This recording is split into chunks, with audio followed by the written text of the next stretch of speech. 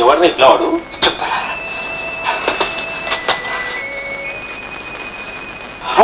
డబ్బు కోసం ఎంత పని చేశావురా? ఇదంతా నా కర్మరా. నేను మొదటి నుంచి చెప్తున్నాను, పరిగెత్తి పాలు తాగే కంటే నిలబడి నీరు తాగడం మేలురా అని. విన్నావు కాదు, ఇప్పుడు ప్రాణానికి తెచ్చుకున్నావు. అది సరేరా, ఇప్పుడు ఏమిటి చేయటం? పశ్చాత్తాపానికి మించిన ప్రాయచిత్తం లేదురా. నీవు ఇక్కడ ఉండటం మంచిది కాదు. ఎక్కడికైనా పారిపో. పోతాను రా, పోతాను. పోయి ఇక నుండి నీలాగే న్యాయ మార్గాన్ని నడుస్తాను. పాపం నా వల్లే రామయ్య గారి కుటుంబానికి అన్యాయం జరిగింది. అందుకే వాళ్ళ బాబుని తీసుకొచ్చాను. వాడి చేతే ఆ కుటుంబానికి న్యాయం కలగజేస్తాను రా, కలగజేస్తాను. చేసి ఆ ద్రోహపై నా కసి తీర్చుకుంటాను.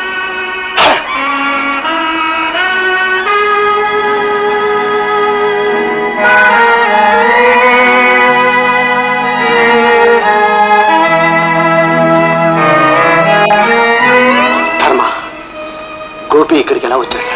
జోగులు జోగులు అని ఏడుస్తూ చీకట్లో పడిపోతుంటే నేనే తీసుకొచ్చాను రా. భగవంతుడు మేలే చేశాడు. నాకు ఉపకారం చేయరా. నా బిడ్డను ఆ రాక్షసు కంటపడకుండా పెంచు. అంతేకాదురా, వాడి తండ్రి ఒక హంతకుడని మాత్రం వాడికి తెలియనివ్వకూడదు. జోగులు, నీ బిడ్డే నా బిడ్డరా. దిగులు పడకు, వెళ్ళిరా.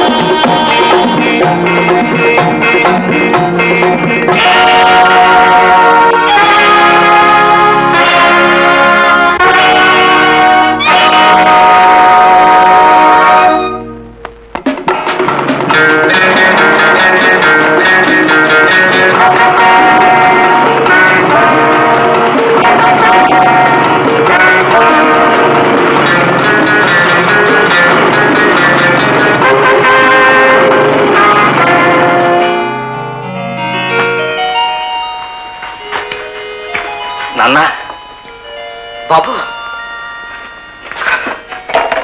శభాష్ బాబు, శభాష్.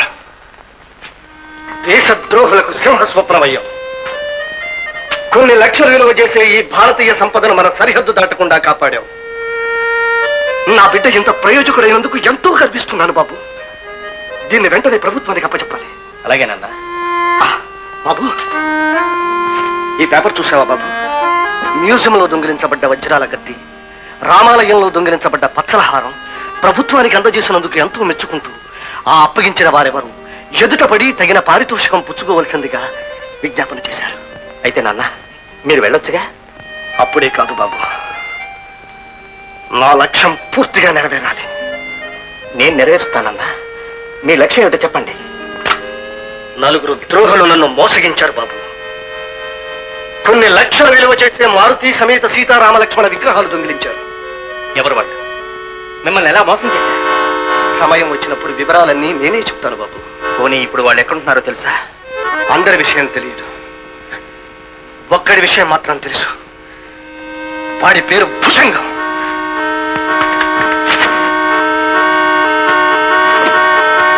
ఇదిగో బాబు. బాబు, ఆ ఊళ్ళోనే నా స్నేహితుడు ధర్మయ్య ఉన్నాడు. అతన్ని కలుసుకో. అన్ని విషయాలు అతను చెప్తాడు.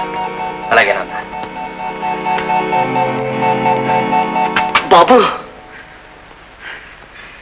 నీ మీదే ఎన్నో ఆశలు పెట్టుకుని నా ప్రాణం కన్నా మిన్నగా పెంచుకున్నాను. నా చేతులతోనే ఆ విషవలయంలోకి పంపాల్సి వచ్చింది. నాన్న, మీరేం బాధపడకండి.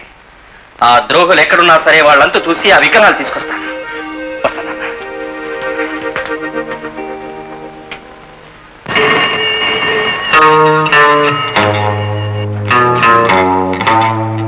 హలో, ఎవరు? నారాయణరావు. సరే, నీకు 100 ఏళ్ళరా.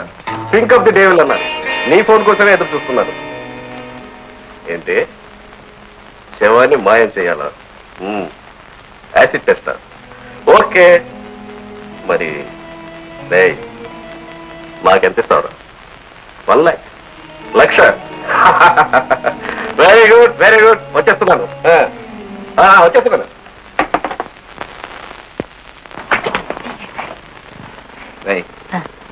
అమ్మాయి ఇంకా రానట్టుంది. మరి అంటే మన అమ్మాయి గారు మన సినిమా డైరెక్ట్ చేస్తున్నారు కదండి. ఫైరింగ్ సీన్ షూటింగ్ కి చూడటానికి లొకేషన్ వెళ్ళారు.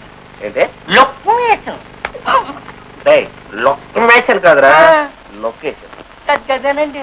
గదే గారి అమ్మాయికి సినిమా పిచ్చి పట్టినప్పటి నుండి ఇంట్లోనే ఉండటం లేదురా. సరే, ఏం చేద్దాం? నువ్వు ఇల్లు జాగ్రత్తగా చూసుకో. నేను ఇప్పుడే వస్తాను. నమస్కారం మామగారు. నమస్కారం, నమస్కారం. రవి, నీకు సినిమా పిచ్చి బాగా పట్టినట్టుంది. రవి, ఇప్పుడు నేను మీ నాన్న దగ్గరికి వెళ్తాను. మా అమ్మాయి అంటే మీ డైరెక్టర్ వచ్చే వరకు మీరు ఇక్కడే ఉండండి. జాగ్రత్తగా ఉండండి. మహాకవి, మన కథ ఎంతవరకు వచ్చింది? కథ నీవయ్యా 3వ సీను పాపాలిల్లు. అక్కడ ఒక దొంగ.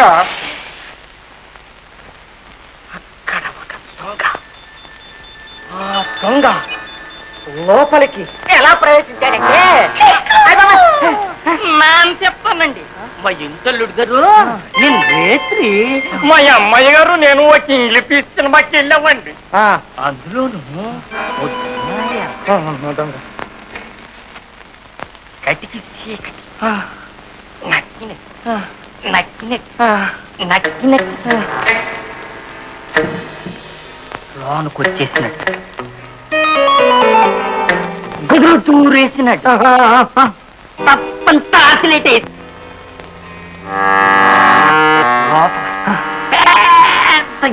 పెట్టి తలుపు తీసినాడయ్యా.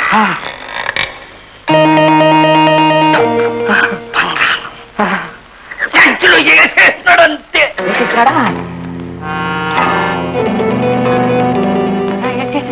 టార్చ్ లైట్ ఇలా పైకి ఎత్తాడు, ఇలాగే ఎత్తాడు, ఇలాగే ఎత్తాడు. అల్లుడు గారు, అల్లుడు గారు